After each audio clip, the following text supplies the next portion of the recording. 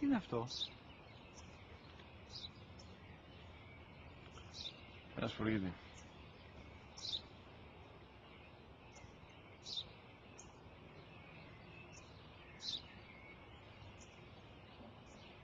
Τι είναι αυτό? Μόλις τώρα στο πατέρα, σφουργίτη είναι.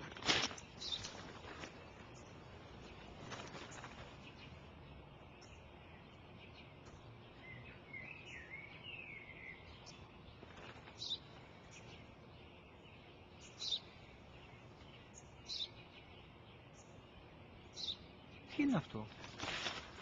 Ένα σπουργίτη είναι, πατέρα. Ένα σπουργίτη. Σπου-γι-τι.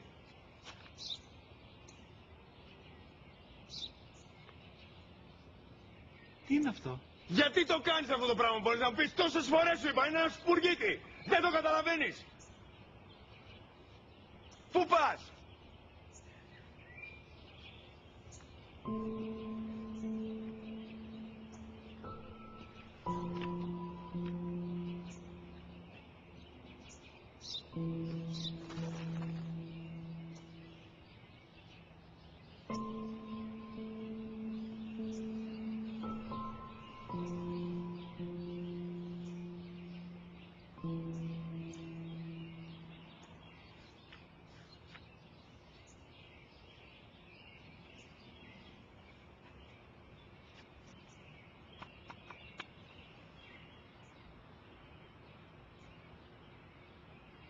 Δυνατά.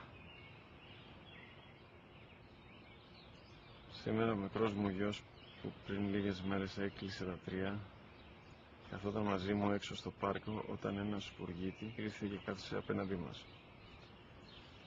Ο γιος μου με ρώτησε 21 φορές τι ήταν αυτό και το απάντησε και τις 21 φορές ότι ήταν